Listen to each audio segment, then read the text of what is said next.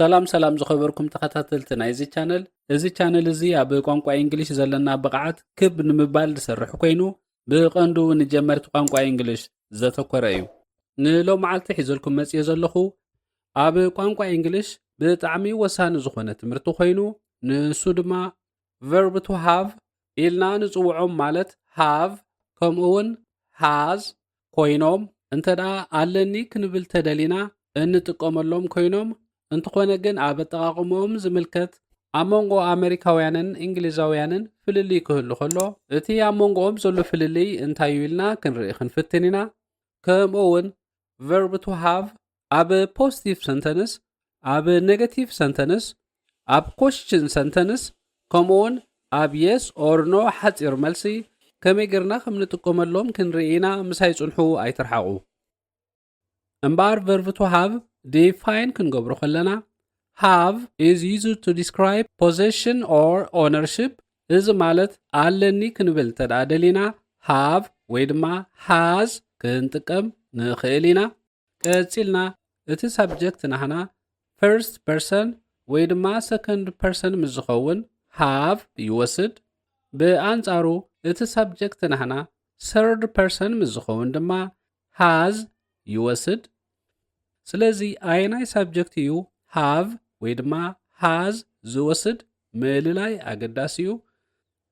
ኣብዚ መብዛሕትኡ ግዜ ተማሃሮ ዝጋገይዎ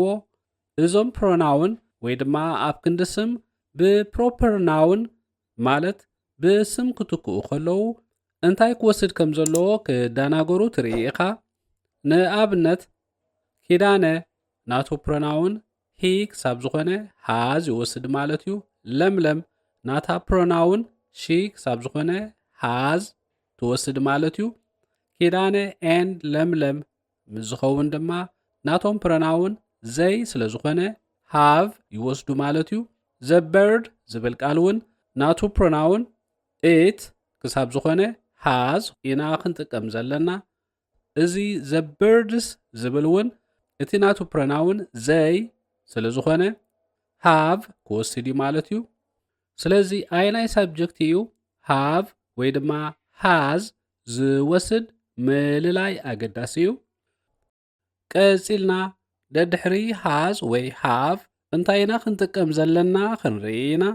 እምበር ደድሕሪ have ወይ has ክልተ ነገራት ከነምፅእ ንኽእል ኢና። እቲ ቀዳማይ ኦብጀክት ኢልና ንጽውዖ ብኢድና ክንድህስሶ ብዓይንና ክንሪኦ ንኽእል ነገር ኣብዚ ንገብሮ ማለት እዩ። ስለዚ እቲ ኣለና ንብሎ ነገር homework ክህልወና ክእል እዩ።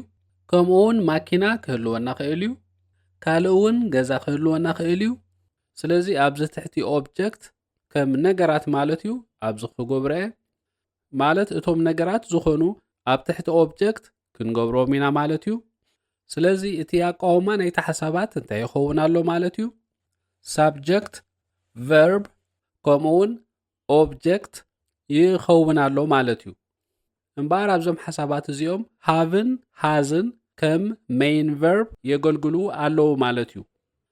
ብሓፈሻ እዚ ሓሳባት እዚ simple present ኮይኑ ኣለኒ ክንብል እንጥቀመሉ እዩ። ስለዚ I have homework, they have a car, she has a house። ቀፂልና እቲ ካልኣይ ደድሕሪ have ወይ has verb ክንጥቀም ንኽእል ኢና። ንኣብነት I have done my homework, they have washed a car,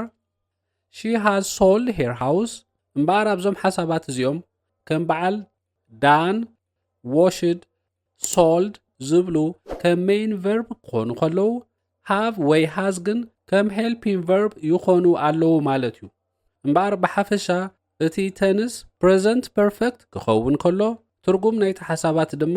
ካብቲ ኣቐዲምና ክንሪኦ ፀናሕና ፍልይ ዝበለ እዩ። ንኣብነት ኣብዛ ሓሳባት እዚ I have homework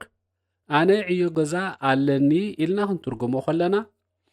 ኣብዚ ካልኣይ ሓሳባት ግን have ከም helping verb ክኸውን ከሎ እቲ ትርጉሙ ጠቕሊሉ ይቕየር ማለት እዩ። ስለዚ I have done my homework ማለት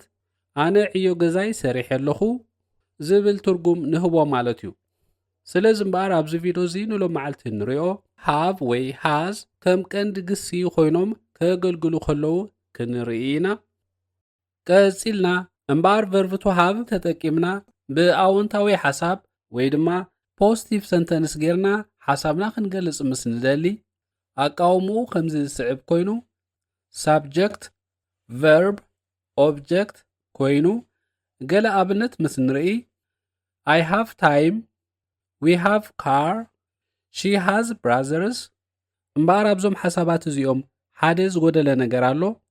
እቶም ኦብጀክትስ ወይ ነገራት ንብሎም ዘለና ብዙሓት ድዮም ወይስ ውሕዳት ማለት ዓቐኖም ክንፈልጥ ኣይከኣልናን ስለዚ ድማ ከምዚ ዝብል ሕቶ ክመፀና ይኽእል እዩ ኣብዚ ቀዳማይ ሓሳብ how much time do you have ኣብዚ እውን how many cars do you have ኣብዚ እውን how many brothers do you have ዝብሉ ሕቶታት ክመፁና ይኽእሉ እዮም ስለዚ ነዞም ሓሳባት እዚኦም ዝያዳ ግልፂ ንምግባር ኣብ እንግሊሽ ኳንቲፋየርስ ዝበሃሉ ኣለዉ ነቲ ዘለና ነገር መጠኑ ወይ ድማ ዓቐኑ ዝነግሩ ኮይኖም ስለዚ ኣብዚ ኳንቲፋየርስ ዝክጽሕፍ ቀፂለ እዞም ኳንቲፋየርስ እዚኦም ኣብዚ ክገብሮም ስለዚ እቶም ዘለውኒ ነገራት መጠኖም ክንደይ ምዃኑ ክነግር እየ ማለት እዩ I have a lot of time we have a car እዚ a ዝብል ቃል እቲ ነገር ሓደ ምዃኑ እዩ ዝነግረና ዘሎ ስለዚ we have a car ወይ ድማ we have two cars ክንብል እውን ንኽእል ኢና she has two brothers ወይ ድማ she has a lot of brothers ክንብል እውን ንኽእል ኢና ስለዚ እዞም ነገራት ወይ ድማ እዞም ኦብጀክትስ ንብሎም ዘለና ኳንቲፋየርስ ምስ ወሰኽናሎም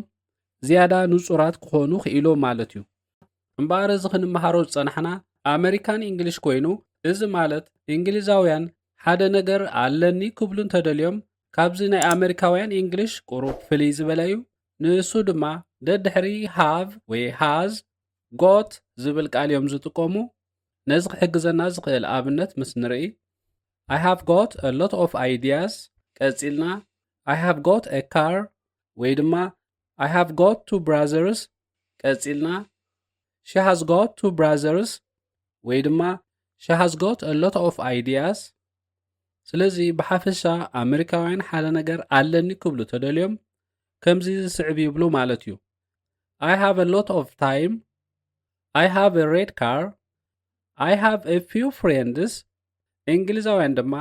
ኣለኒ ክብሉ ተደልዮም got ዝብል ቃል ይውስኽሉ I have got a lot of time I have got a red car I have got a few friends ቀፂልና verb to have ተጠቂምና የብለይን ኢልና ሓሳብና ብኣሉታዊ ወይ ድማ ኔጌቲቭ ሰንተንስ ጌርና ክንገልጽ ምስ ንደሊ ኣቃውምኡ ከምዚ ይመስል subject helping verb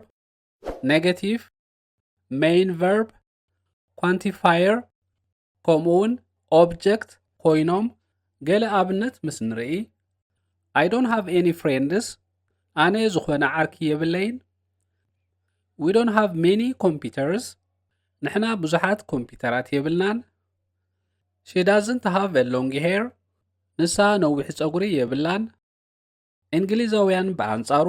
የብለይን ኢሎም ሓሳቦም በኣሉታ ክገልጹ ከለዉ ሕጂ እውን got ዝብል ቃል እዮም ዝጥቀሙ ነዚ ክሕግዘና ዝኽእል ኣብነት ምስ ንርኢ ድማ I haven't got any friends We haven't got many computers She hasn't got a long hair ስለዚ ብሓፈሻ ኣሜሪካውያን የብለይን ክብሉ ተደልዮም don't have ወይ ድማ doesn't have ክጥቀሙ ከለዉ ንኣብነት I don't have any ideas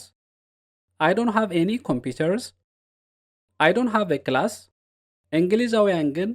haven't got ከምኡውን hasn't got ይጥቀሙ ማለት እዩ ቀፂልና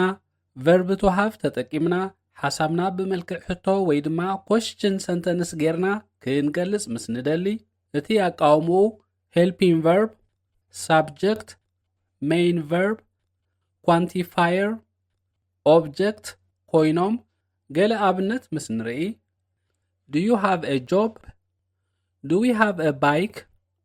Does she have a dog? እምበር እዞም ዝረኣናዮም ሓሳባት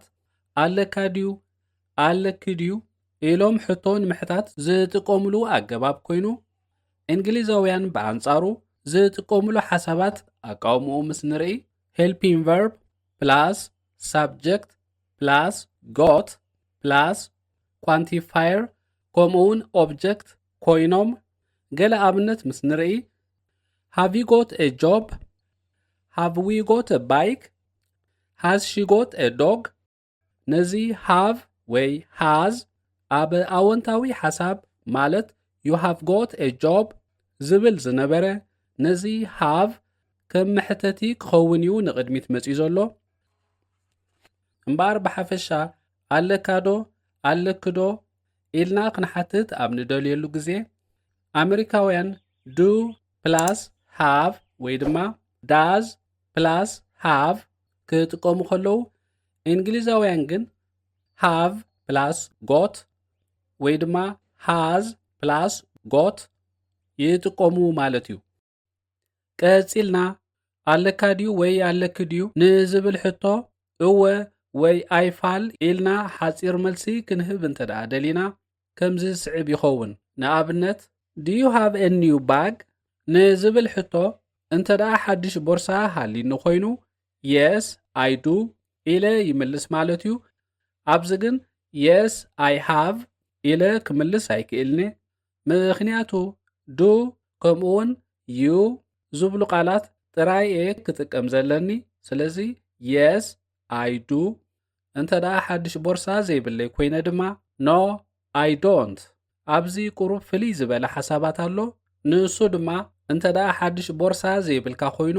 እንታይ ኣለካ ደኣ እቲ ዘለካ ንገረና ዝብል ሕቶ ክመፀካ ይኽእል እዩ ስለዚ if you don't have a new bag so what do you have ኢልና ምስተሓተትና እቲ ዘለና ንነግር ማለት እዩ ስለዚ I don't have a new bag but I have a new bike ኢልና ድማ እቲ ዘለና ንምልስ ማለት እዩ ቀፂልና does she have a big house እንተደኣ ገዛ ሃልይዋ yes she does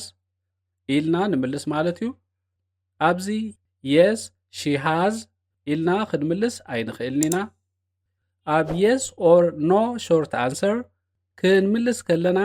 እቲ መሕተቲ ወይ ድማ helping verb ከምኡውን subject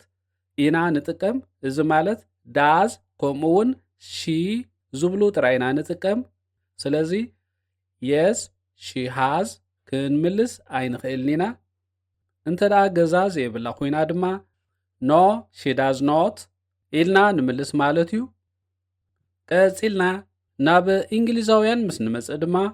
have you got a new bag ስለዚ እንተደኣ ሓድሽ ቦርሳ ሃሊኒ yes I have እንተደኣ ቦርሳ ዘይብለይ ኮይነ ድማ no I have not ይምልስ ማለት እዩ ስለዚ እንተደኣ የብለይን ኢለ ከምዚ ዝስዕብ ሕቶ ክመፀኒ ይኽእል እዩ if you haven't got a new bag so what have you got ስለዚ መልስና ድማ I haven't got a new bag but I have got a new bike ቀፂልና has she got a house እንተደኣ ገዛ ሃልይዋ yes she has ንሳድኣ እወ ንምልስ ማለት እዩ ኣብዚ yes she does ኢልና ክንምልስ ኣይንኽእልኒና መመለሲ ዝኾኑና has ከምኡውን she ዝብሉ ጥራይና ክንጥቀም ዘለና እንተደኣ ገዛ ዘይብላ ኮይና ድማ no she hasn't ንሳድኣ ኣይፋል ስለዚ እምበር verb to have ተጠቂምና yes or no short answer ክንምልስ ተደሊና ከምዚ ይመስል ማለት እዩ እምበር ዝኸበርኩም ሰማዕቲ ንሎም መዓልቲ ዘቕረብኩልኩም ትምህርቲ እዚ እዩ ነይሩ እዚ ትምህርቲ ንኻልእ ደላይ መታን ክበፅሖ ላይክ ሼር ሰብስክራይብ ምግባር ኣይትረስዑ ብኻልእ ትሕዝቶ ክሳዕ ንራኸብ ሰሰናዮ